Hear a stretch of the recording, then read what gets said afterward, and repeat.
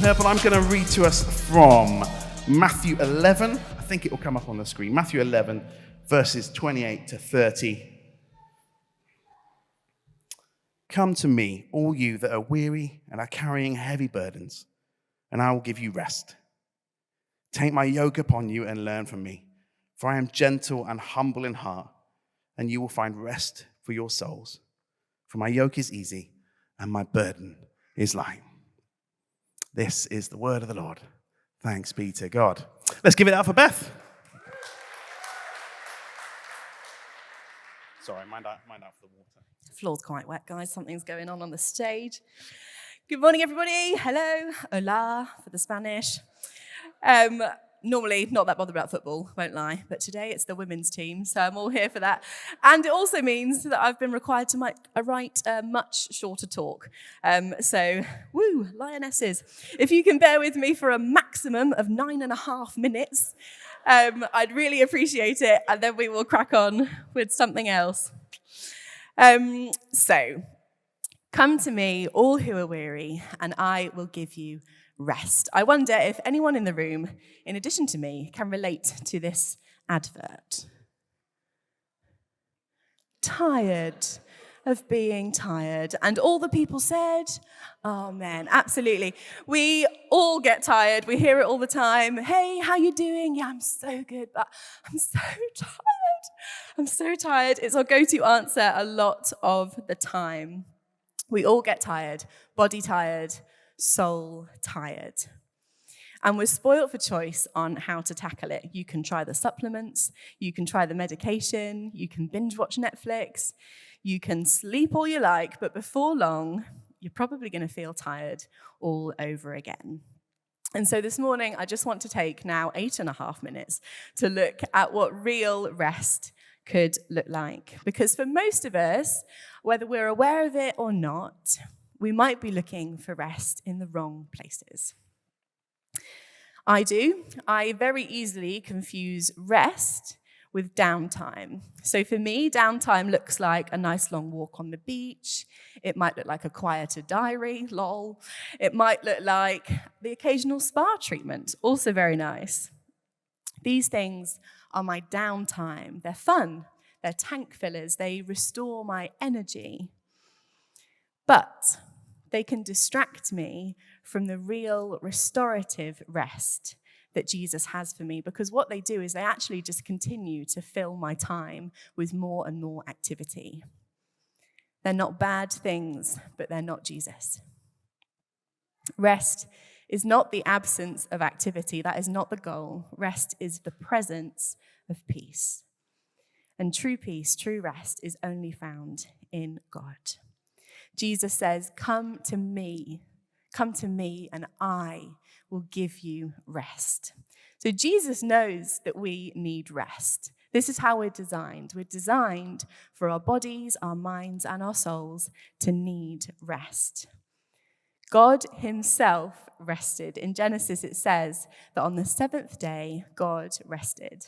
And that's not because he needed to rest. He's God. He is actually fine. He could keep going as long as he likes. But what he does in his kindness is he sets an example of a rhythm of rest for those of us who do need it, so that we can see that it is a good gift from God. So we know where rest is. Rest is found in the presence of God. But how do we actually get to it? Well, I want to suggest this morning that rest begins with surrender.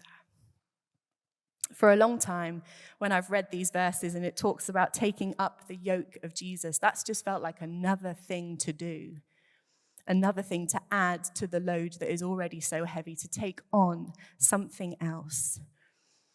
But it turns out that is not the case. To take up the yoke of Jesus actually means to surrender, to lay down, to give it all away.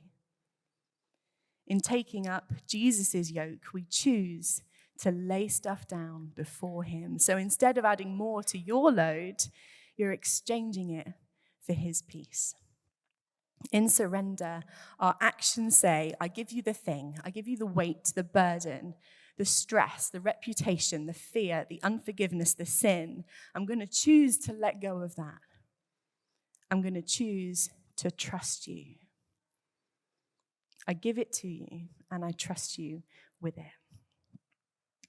So by surrendering, we let go of control, and that can feel huge. Surrender is not always easy because it means letting go of the things that we've carried, the things that we might have fought for, the things that perhaps we're even clinging to. So letting go can feel properly terrifying.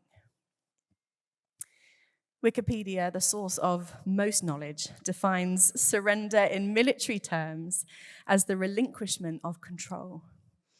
A surrender may be accomplished peacefully, or it may be the result of defeat in battle.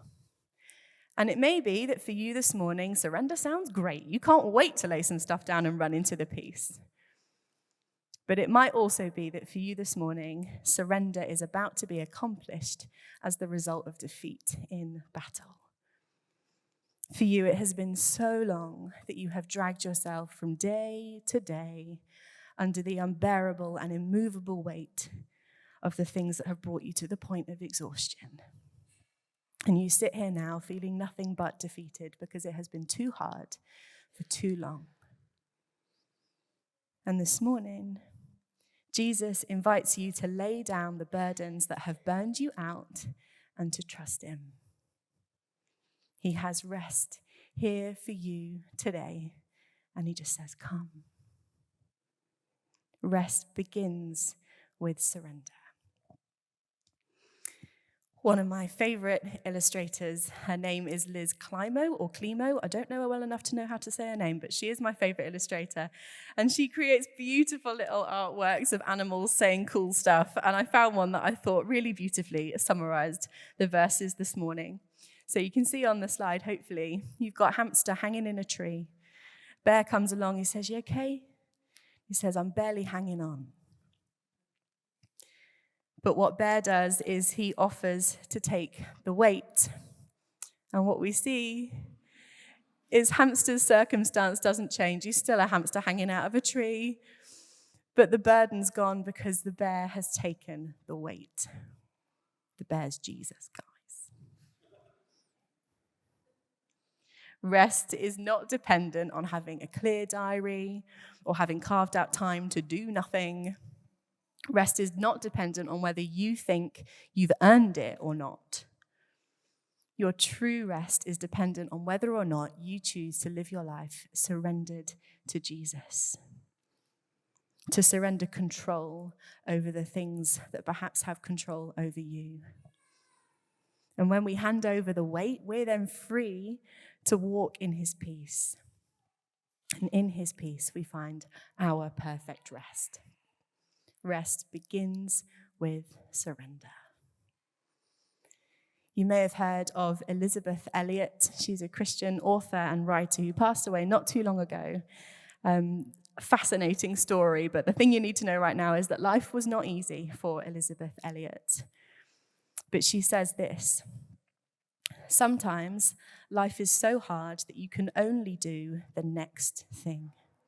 Whatever it is, just do the next thing, and God will meet you there. And so the invitation to you this morning is to make your next thing surrender. And God says that he will meet you there with rest. Perhaps now you might want to take a moment to ask God just to pinpoint one thing that you can leave behind this morning, that he can give you freedom from today. Ask God, where is it that I need to know your true rest? What is it that I need to surrender? What am I carrying or clinging onto that is holding me back from your peace and your presence and your freedom and your perfect rest? Jesus says, come to me, all who are weary, and I will give you rest. Shall we pray?